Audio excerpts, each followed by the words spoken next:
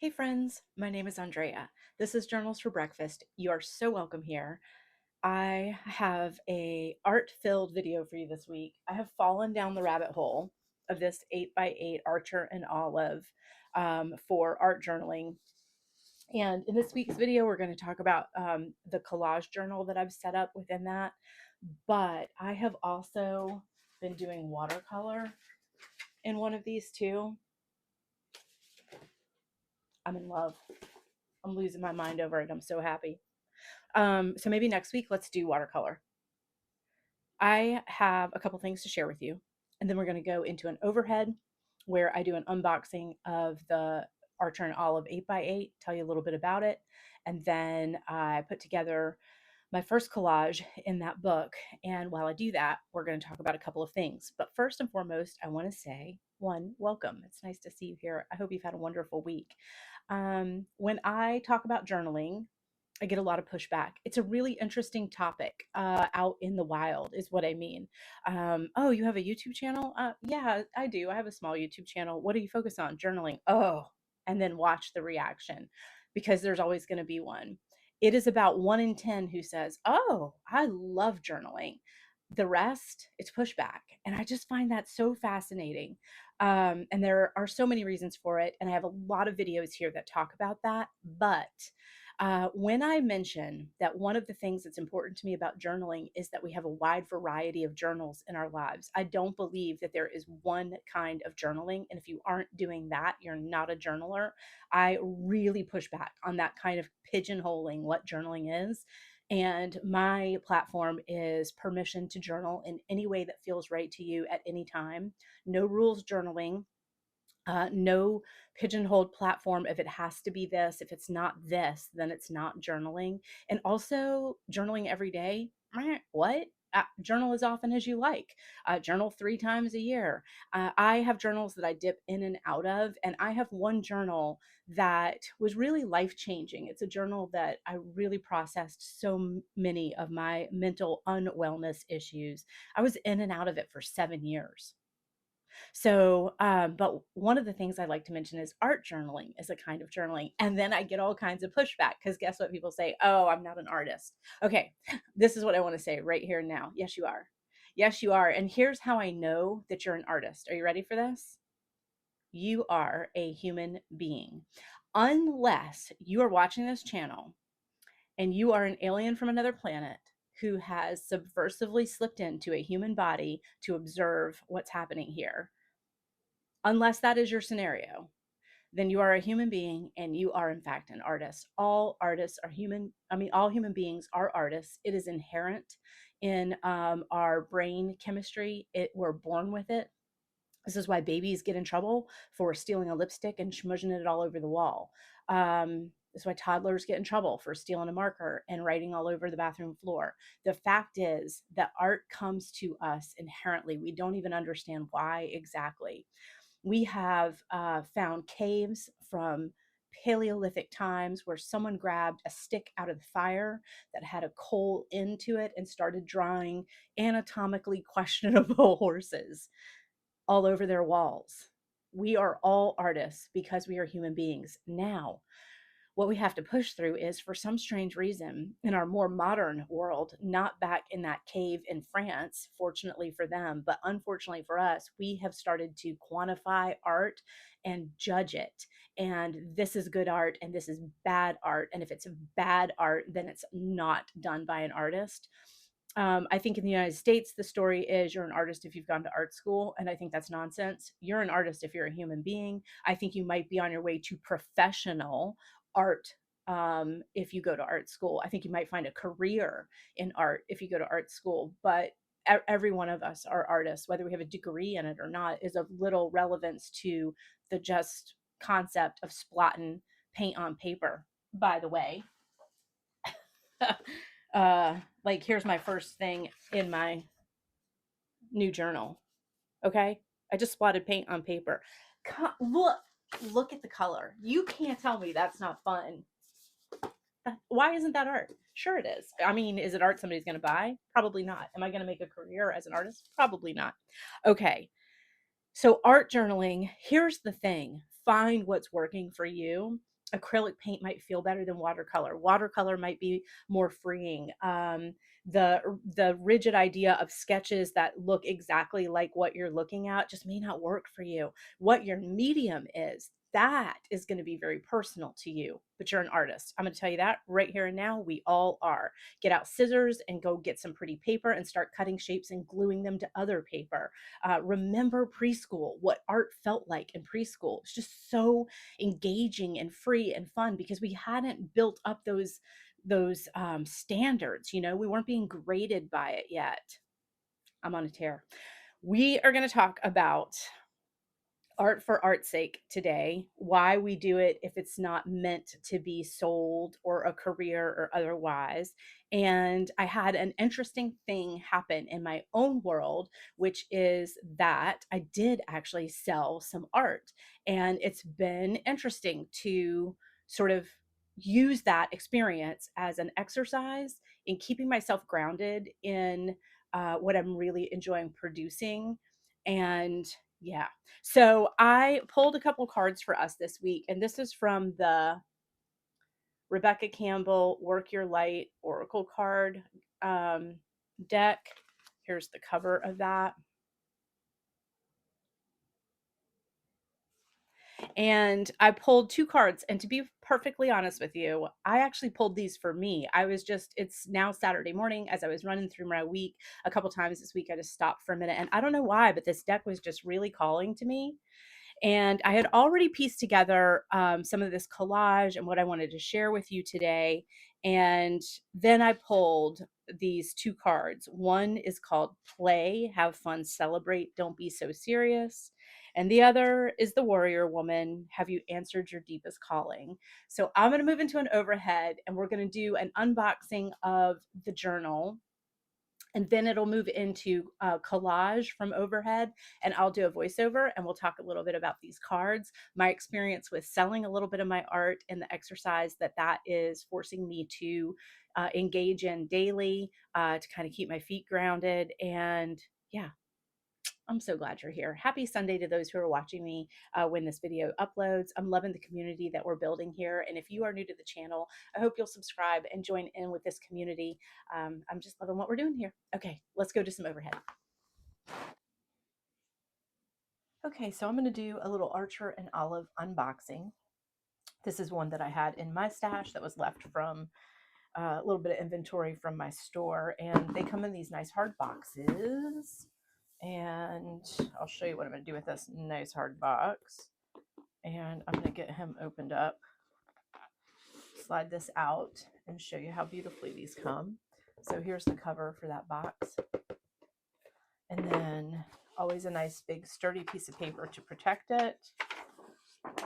And we'll get to the journal in a moment. But when you take this piece of paper out, inside the box is information about Archer and Olive.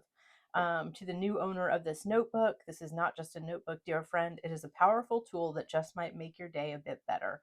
And then it'll tell you a bit about Archer and Olive, and it gives you their hashtags and websites. And I don't know how many of you do what I do. I'm kind of a journal nerd. No, that's not true. I'm completely a journal nerd. I love checking out the website for the journals that I'm using. I've mentioned here before that I like to read the About Us. That's kind of this. But also, if you go to the website of these journals, they typically have videos on how to use them and ways that they're setting them up. They have staff devoted to creating social content that helps you figure out how to use them. So I do that for Hobonichi, Paper Republic, and Archer and Olive. And then also here on YouTube, there are a lot of artists that are Archer and Olive affiliated. Also, side note, I am not. This is just me using a product that I enjoy. And those artists have incredible channels. So if you just do a search on YouTube, Archer and Olive, you'll come up with some great stuff. And a lot of you who are here probably already know that. Some of the artists that create the most incredible reading journals I've ever seen in my life are doing them in Archer and Olive. And a lot of really good bullet journalers are working with Archer and Olive. This particular one has this beautiful floral, kind of woodland floral in silver. And then they all come with an elastic band, which is nice if you want to mark the actual page where you are. you can just leave that band there and it works as a bit of a page marker. They all come with a pen loop that is elastic, so it stretches out. I typically keep a Tombow. I like to keep a Tombow and a Blackwing in my journals. So that's what I usually keep there. And then I put a pen clip on the front. And so I can keep two. I'll show you that over here in a second. And then the ones that I look for are dot grid. I don't do ruled or lined notebooks very often. It's very unusual for me to go that way. Dot grid is my preference. I have a little bit of a, I don't know if it's an OCD, ADHD, I don't know what it is, but when it's lined, I feel like my writing has to match the width of the rule, and that gets really tricky for me because my writing can look kind of funny in that. When it's dot grid, I will go to town. I don't really care what my writing looks like. So there's that. What am I going to do with this beautiful box? Well, I'm going to use it as a drawer for some of my collage mess, of which I have lots. So I'm just taking a little pile off the table that I'm actually working with right now. And I'm just going to use this as a drawer and set it on my shelf. So it'll close up nicely and hold lots of little blips and bobs. I actually will put more in it than that. So there is a good use for these. And, you know, in time, I probably will collage this cover too. So there's that. Let me show you my sketch one. Seen this one before, and this is what I was talking about, adding a pen loop that I clipped onto the front so I can have my Tombow, and then I put my pencil in the back here on the one that came with it. And that is in part because I am teaching myself to sketch, but I don't really know how to sketch yet. You know what I mean? Like I'm just teaching myself, and I like to do it in pencil. And then if I feel like I've done something that was okay, these are my doodles. If I don't know what to do, I like to just doodle. Look how well this paper holds. That's a Tombow marker. I take pictures of things that I think are pretty and might make interesting topics for like a still life kind of sketch. But I'm just taking a little break from the sketching journal this year. But like this one, I did it all in pencil and then came back and hit it with the Tombow. So I start with pencil so I can erase and get my perspective right, and then come back over with ink. So I love this sketch journal, and I don't want to do anything but sketching in it, meaning I don't want to now suddenly start doing collage and things like that. So I'm just leaving this as it is, and I think it will come and go from my journaling lineup as it chooses. What I'm doing for 2026 is creating a collage space. And I have a lot of reasons for this. So we'll get into some of that while we do an overhead of me making this collage, and I'm going to continue to add to it.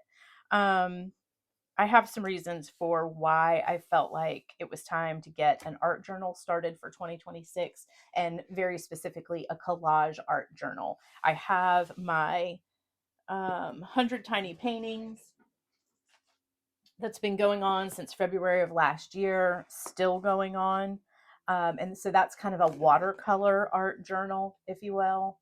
But I wanted a collage journal for this year. And I probably am going to, I'm going to continue with this 100 Tiny Paintings. I only have a few pages left. And then when this thing is done, I'm going to switch into the one I just opened and turn that into another watercolor. So I'm going to have an Archer&Olive that is sketch, one that is collage, and one that is watercolor. I'm that obsessed.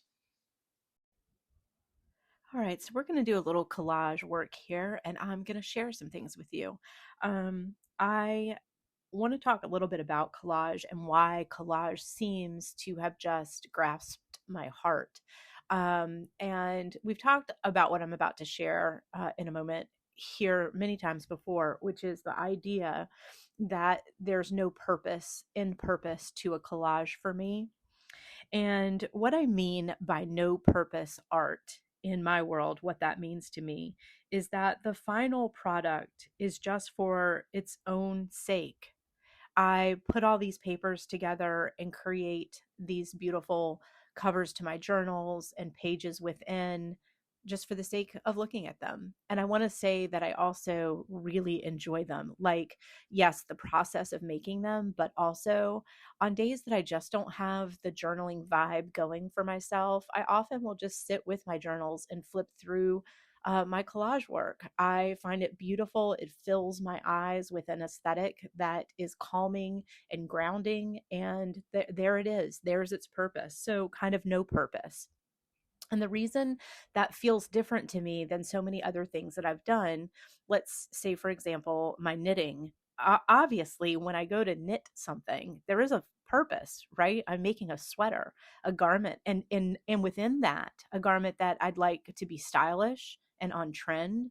I'd like it to be comfortable, and I'd like for it to fit.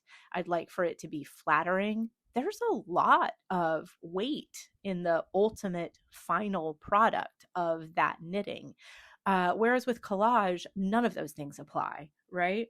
And I realized that one of the reasons this no purpose art is, for me personally, so valuable to engage in is because it's a bit, not a bit, it's a big time healing part of the perfectionist workaholic that I once was. Now, I've shared some of this in this space over the last year and a half, but I was a workaholic.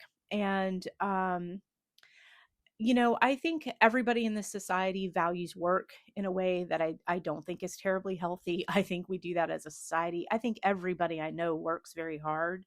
But for me, workaholism was a really, really deep seated illness. And um, what it was rooted in was finding approval from outward sources. And my self-worth just didn't exist. And where I found my value was in the approval of others. And something I discovered very young is that the harder I worked, the more of that I felt I received.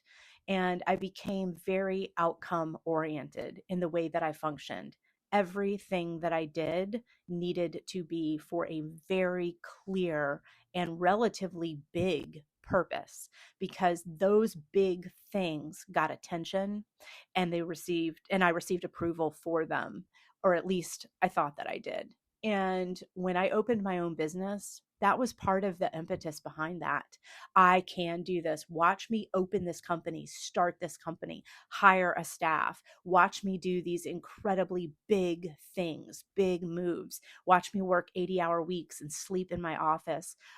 Watch me diminish my own health as I give everything I have plus more to this business. And what's important in all of that is the watch me part. I needed people to see that I was this thing, approve of it, be awed by it, be amazed by it. And through that, I thought I would find my own value. Of course, that didn't work very well. Instead, what I found is that I was locked in perfectionism. I was exhausted, and I ultimately ended up in a burnout that I still sit here in awe of how I functioned through, and that I actually resolved. So, yeah, my worth was 100% found in the approval of others. And so production and output were who I was. That's what was of value to me. So all of my hobbies, cooking, knitting, sewing a pattern, everything that I attempted, I ultimately wanted approval for, and it was an outcome related item. Collage was the first thing that I picked up and just started doing quietly. No one knew I was doing it, and why would they? Who would care? Someone else looking at your collage is not going to see what you see. And it became the first time in my life that I was creating for the sole sake of creating. Even I have no idea what's going to come of a collage. I do not sit down with a plan. I might sit down with a vibe, like I'm in the mood for some blues and some cool colors and some florals, right? Like an overall feeling about it. But no, I don't have a final picture in my head when I get started. It reveals itself to me. So if that's the case, then how could I possibly be doing it for the approval of others if I don't even know what it's going to be? And so I just started this process, Christmas a few years ago, I just started tearing things up and sticking them on the covers of my journals. And I knew immediately that I had landed on something that was speaking to my heart. I didn't understand why at the time, was still very much in recovery from burnout and really facing the truth about how unhappy I was at the time. So, but it just soothed me. And I just knew that. And that's what I mean about finding your medium. I don't know what it is, and you may not know what it is, but it is okay to try 1,000 things until you land on the one that works. Maybe you make snow globes that have no snow in them, they're just made of pretty paper. Maybe you do terrariums. And yeah, I mean, who knows what your thing is, but try it all and figure it out. You are an artist, it's in there for all of us. So, what ends up happening is that a little independent bookstore opens up 2 miles from my front door. And I had a few kind of watercolor collage combo bookmarks that I was selling at my own shop when I was open. And they did okay. Like a couple of customers that, like me, bought one or two, but I had them just sitting here. And so when I went over to the bookstore, I said, you know what, I'm going to take a couple of these and see if she wants to put them out. Who knows? And when I got there, she said, yeah, I'll be happy to put these out, but will you do some Christmas ones for me? So I showed you guys that in December. I did some Christmas watercolor, very specific, and they were very literal. They were Christmas trees, right? Well, I went back in January, the beginning of January, mostly to get the Christmas inventory back from her. I didn't want her to have to hang on to stuff that hadn't sold. And guess what? That's right, they had sold. So, okay, I came home and I decided to just put together a couple of collage bookmarks, see what that felt like to me. And then I ran them over to the shop and she said, yeah, I would love to carry these, but will you do some that have kind of a romantic vibe to them because Valentine's Day is coming up? So I said, sure, no problem. I come back to the house, and here's where I have to stop for a minute and say, okay, that's almost a commission. She's asking for a specific look, and I do not do literal, and I don't know what the outcome of my collage is going to be. So the exercise became, can I work on these bookmarks knowing that they do now have a purpose, which is to sell in this bookshop, and they are going to go into the hands of people who aren't me? Do I begin to produce bookmarks and artwork that I think another person might like or engage with? And I will tell you that mentally, it has been a bit of a challenge. To just stay really grounded and say, look, these bookmarks are blank paper, just like every blank paper you start with, and just go from your heart, Andrea. Do what you do and see what comes out. And ultimately, it worked. I got into flow. I got into a groove. It was no problem. And yeah, I really like what I produced. So I have images of those for you at the end of this video. And I took them over to the bookshop. She needed an invoice for the Christmas ones. And when I walked in, she said, your bookmarks are selling like crazy. And that was the ones that weren't, you know, quote unquote commissioned to be quote like romantic or Valentine themed. So that was a really nice feeling, I have to admit. So I left her a few more and came home and got a few more going. But I will tell you that I'm enjoying the process of sort of testing myself, in that I sit down to create and have to genuinely, literally like take a breath, close my eyes, and remind myself it's just a blank piece of paper and you're just doing what you do. Collage is what you do, and that's what you're doing. Yes, I will curate a little stack of things for the romantic bookmark that feels romantic to me. But these are not Valentine's Day cards. It's just not what I'm doing at this point. So I think it still works within that, like, art for the sake of art. I don't have any goals set for the sales of these particular things. They can do whatever they want to do. They can sell or not sell. It doesn't matter to me. I've loved making them. But really practicing staying true to that, like I can say those words, but does my heart feel it? That has been such an interesting exercise. And while I was in the midst of that is when I pulled this Rebecca Campbell card, and the card is play, have fun, celebrate, Don't be so serious. So let's read Play by Rebecca Campbell. It says, stop taking life so seriously. Your spirit needs to have some fun. The more you play, the more inspiration will follow. Take some time out to do something without being attached to the outcome. You are being called to rest and play and learn and have fun. Do something that makes you laugh, the best medicine around. Call up a friend that you can be silly with. Take your inner child on a date. The more you switch off your mind, the more room your spirit has to whisper and guide. When we do things without being attached to the outcome, ideas, clarity, guidance, and solutions have the space to drop in. The left and right hemispheres of the brain can begin talking to each other. Make play a compulsory part of your day. Schedule it. Spend more time doing things just because you love to do them, just because they bring you joy and light you up. If you follow what lights you up, you will light up the world without even trying. For when you are lit up, you are in your spirit. And when you are in your spirit, you fall into flow with life. How do you play? What do you do to have fun? And what lights you up? If you have been working hard lately, it's time to celebrate how far you have come, all that you have achieved. Don't rush on to the next thing. Take a moment to throw a party, go on vacation, or have some fun. And that's the end of that reading. And I'm going to add to that. Take some time to splat, to paint on paper. Take some time to tear up fabrics and sew them back together.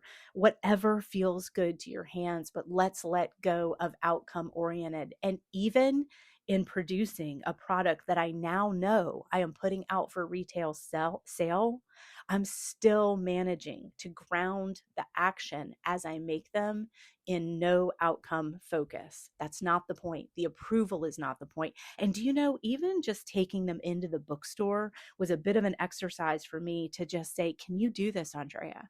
Can you produce this? And not care if she says, those are gross, I don't want them here.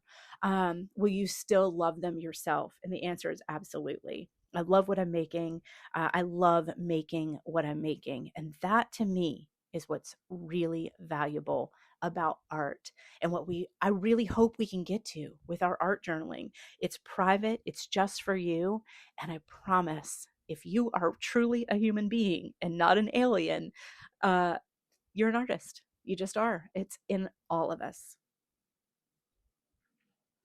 I'm going to tell you a little bit about the collage that you've seen me making here while I've rambled on about art for art's sake. As I've said before, I don't know what I'm going to start with. What I start with is just what's speaking to me in the moment. And for some reason, these blue florals as part of this cover just felt like the right answer. When I first started this collage out, I thought I was going to try to keep the Archer&Olive visible and also the This Journal Belongs To. But as you can see, I got carried away and kind of lost that. So be it. I will say that when it comes to making a collage like this is a pretty big one. Most of my stuff is small. You've seen I do a lot of traveler's notebook passport size. So that's about the size of a deck of cards or the palm of your hand. And that's really the majority of the size of collage that I've been doing for the last few years. And of course, the bookmarks are bookmark sized. They're not large either. But I just was in the mood to stretch my legs. So why is this collage journal so important to me right now?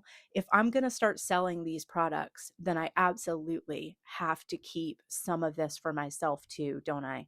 I mean, if I'm really going to keep the concept of flow, of making for the sake of making, for, no product, I want it locked into a journal. These pages are not available for sale. In fact, it's possible no one here will ever even see them.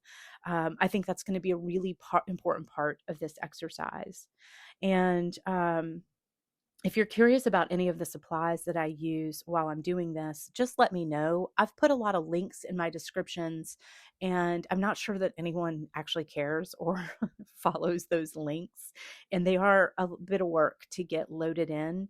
If you honestly love those links and would like for me to keep adding them, all you need to do is make a comment about that, and I'll be sure to do that. I also can go in after I've created a video and edit it and get a link in for you.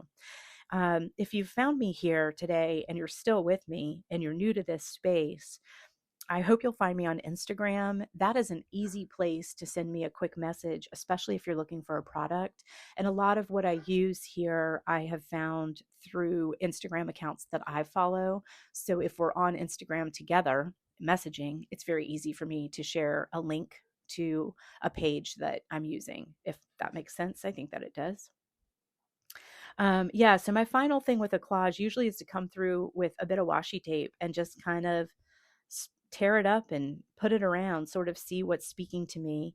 I don't use this silver tape very often, but it's funny because the embossing on the left side of this is silver, as you can see. And so that silver tape just seemed to really work for this particular one. Oh, someone asked me too, like, how do I know what goes where? I was thinking about this week when I was making so much collage. It's kind of like, when you're sitting in your living room and you realize that you need to move that plant, or that lamp is actually in a weird spot. Do you know what I'm talking about? That just sort of inherent, let's move. You can literally move something 2 inches to its left and it's better. It's like that. I look at a page and I just sort of know what I want to add to it, where I need a little brightness, where I need a little contrast. It's just that simple. My best advice on it is to just start tearing and sticking, or cutting and sticking if that's your thing. Don't worry about the outcome. And you also can come back to them. You can add more, you can take things away. So, yeah, I hope you'll get some art out in your life and do some play and have some fun. It's who we are as human beings, we're artists. So, yeah, I hope you'll enjoy. And we're going to read one more tarot card for our journal prompts this week. And this one's going to talk a little bit about fear, which I think lots of us deal with when we talk about art. So let's get back to that. Hey, okay, so I just got back. I had coffee with a couple of girlfriends. And then when I got home, I went for a very blustery walk with my dog. It is super chilly here. Yes, even here in Florida. I think technically it's like 48, but with the wind and also the sun is not out, it feels like 40.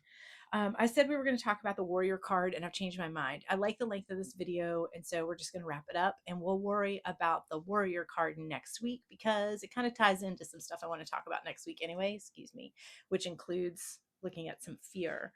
But the card that we read is play. I showed you the deck, but I forgot to show you the card.